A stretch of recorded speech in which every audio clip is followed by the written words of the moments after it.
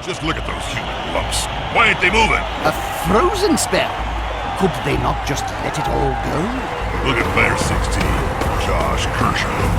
He just stands there and lets that block orc smack him right in the kisser. Useless git. They don't seem as sprightly in that trolley either, do they? I know.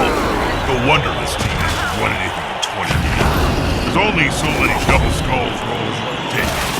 Fans start claiming that's a load of steaming bull.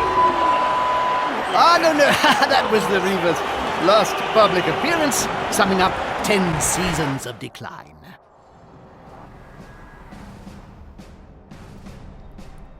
Fusing the violent and reverent world of Warhammer with American football is no easy task, and yet the team from Cyanide have managed to do it for the second time with Blood Bowl 2.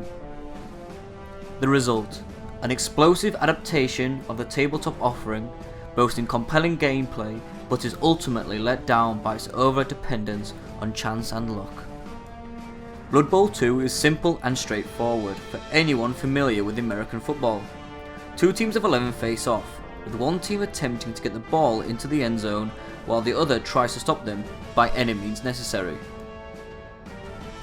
How successful you are in any given action, be it to run past a player or be it to attack the opposition, is determined by a roll of a dice.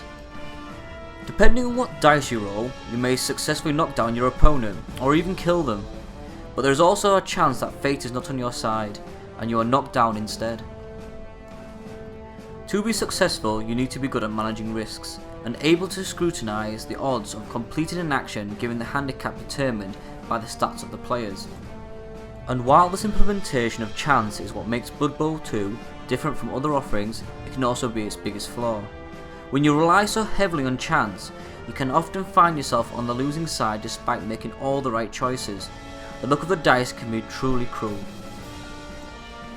Luck aside, Blood Bowl 2 does a lot right.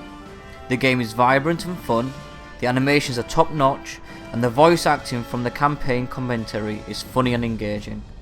There is a lot to like here, and if you can get over the odd game where luck appears to be completely against you, you'll find many hours worth of entertainment.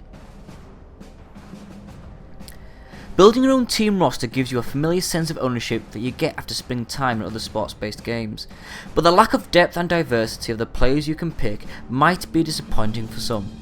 Luckily, the wonderfully crafted characters easily makes up for this shortcoming. The lack of game modes may also disappoint some too. A lot of effort has gone into the main campaign, which is impressive in its storytelling, but outside of this you won't find much beyond the standard online play and friendly matches. There is an option to create your own league, but given the richness of the Warhammer world, they could have easily added a little bit more to the offering.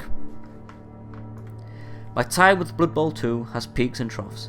At times the game was truly excellent, but more often than not I would find myself feeling completely at the mercy of luck, often losing quite badly despite seemingly making the right choices.